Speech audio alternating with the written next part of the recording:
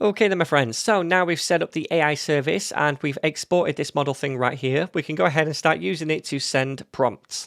So like I mentioned in the previous lesson, I want to send a prompt from the personalities page, which contains a form for a user to enter some text, select a personality and then submit. At that point, when a user submits the form, we want to send the prompt to the model, which will be to take on the personality that the user selected and then take the text they wrote and rewrite the text using that personality. So currently on this page, when a user submits the form, we fire this handle submit function, right? And inside that function, we prevent the default action and then set some loading state to be true. And right after this is where we need to send the prompt, because then at the end of this function, we want to update the result state with the response to that prompt from the model rather than just a placeholder text. And then finally, we set the loading state back to false. So then how do we send this prompt? Well, the first step is to create the prompt itself. So let's make a constant down here, which I'm going to call prompt, and I'll set that equal to a template string using backticks. And I'm using a template string so we can output a variable in the prompt itself.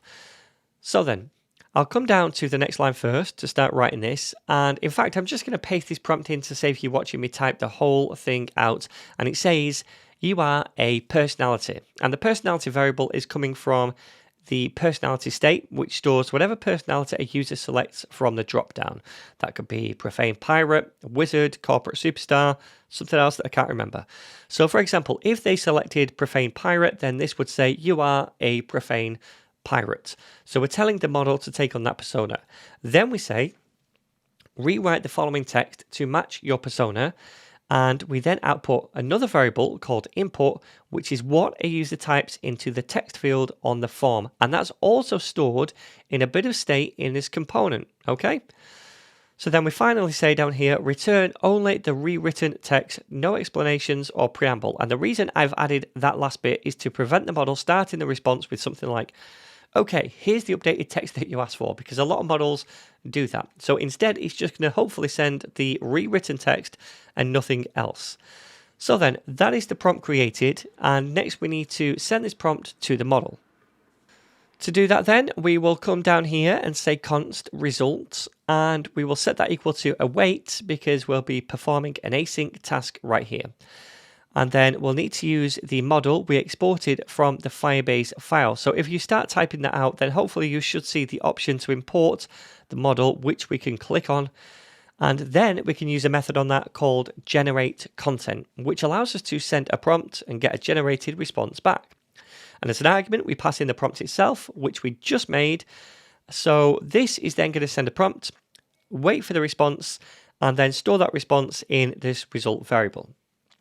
And then on that, we can access the generated text on the response. So then down here, I'm going to delete the current value we're updating the result state with. And instead, I'm going to say result, which we just got back, then .response to access the response from the model. And then on that, the text property, which is the text generated by the model. And that result state is already being rendered in the component template. And we can see that if we scroll right down here below the form. So when we get a response from the model, the result state gets updated, then this component template gets re-rendered with that new value, and therefore we'll see it on the page. So let's save this file now and try it out in the browser.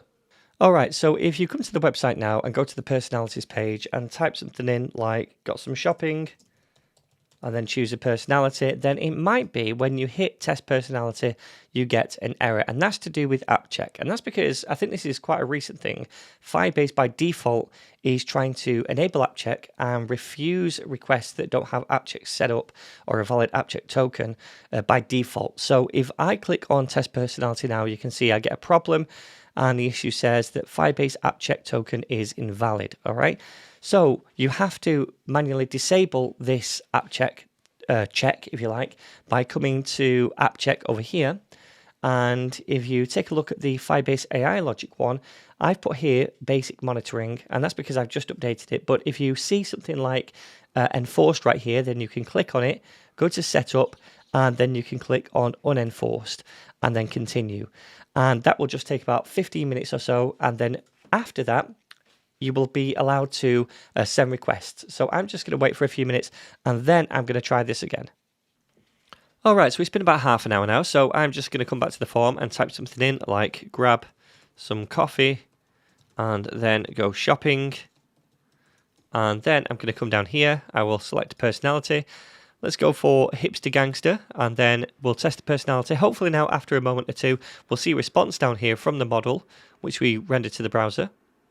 All right, and there it is. Cop some single origin cold brew, then slide on over to the thrift spot to secure them vintage grails. So yeah, much more interesting than my entry. Okay, so now we're sending a prompt to a model. We're getting the response back, and we're showing that right down here in the browser.